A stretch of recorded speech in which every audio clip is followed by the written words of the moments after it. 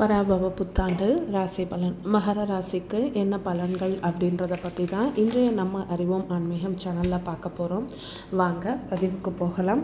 பதிவுக்கு போகிறதுக்கு முன்னாடி நம்ம அறிவோம் ஆன்மீகம் சேனலை இது வரைக்கும் சப்ஸ்கிரைப் பண்ணாதவங்க மறக்காமல் நம்ம சேனலை சப்ஸ்கிரைப் பண்ணிடுங்க.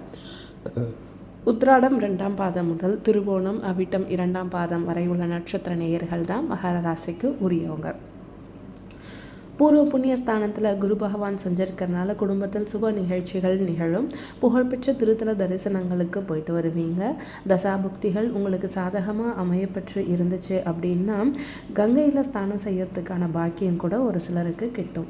கயாஷேத்திரம் சென்று மூதாதையருக்கு திதி தர்ப்பணம் செய்யும் தன்னிகரற்ற பாக்கியமும் உங்களுக்கு கிடைக்கும்.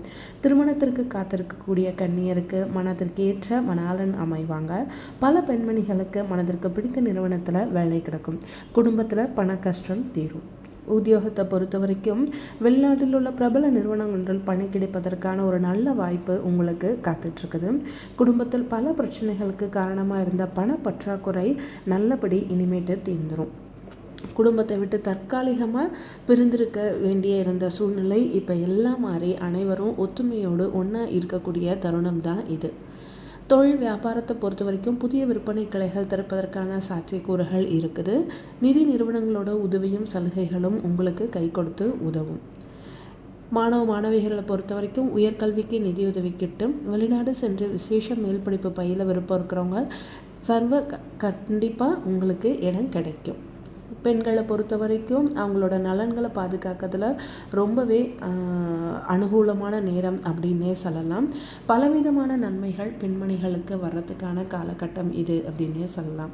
படித்து வேலைக்கு முயற்சித்து வரும் பெண்களுக்கு நல்ல வேலை கிடைக்கும். உயர்கல்விக்கு முயற்சித்து வரும் மாணவியருக்கு நல்ல பள்ளி கல்லூரியில் இடம் கிடைக்கும். வெளிநாடு சென்று விசேஷ உயர்கல்வி பயில ஆர்வம் இருக்கிறவங்களுக்கும் முயற்சிகளில் வெற்றி பெறலாம். திருமண மாலைக்கு காத்துள்ள கன்னியருக்கு நல்ல வரன் அமையும். பொறுமை நிதானம் அவசியம் வேணும். அவசர முடிவுகளை தவிர்க்கிறது ரொம்பவே நல்லது. திங்கட்கிழமை தோறும் அருகில் உள்ள திருக்கோயிலுக்கு சென்று மாலையில் மண் அகல் விளக்கில் நெய் தீபம் ஒன்றை ஏற்றிட்டு வாங்க. உங்களுக்கு ஒரு நல்ல பலன் கிட்டும். இதுவே உங்களுக்கான பரிகாரம் அப்படின்னே சொல்லலாம். தினமும் காகத்திற்கு எள்ளு பருப்பு நெய் சேர்த்த 5 சாத உருண்டங்களை வைத்து வந்தால் போதும். மகத்தான பரிகார பலன் உங்களுக்கு கிட்டும். இந்த பதிவு உங்களுக்கு பிடிச்சிருக்குன்னு நம்புகிறேன். இந்த பதிவில் நம்ம மகர ராசிக்கு என்னென்ன பலன்கள் பரிகாரங்கள் அப்படின்றத பார்த்தோம். முந்தின பதிவுகளில் மேஷ ராசியிலேருந்து தனுசு ராசி வரைக்கும் பதிவுகள் கொடுத்துருக்கோம். பார்த்து தெரிஞ்சுக்கோங்க. இனி வரக்கூடிய பதிவுகளில் கும்பராசி மீனராசிக்காக வந்துட்டுருக்குது.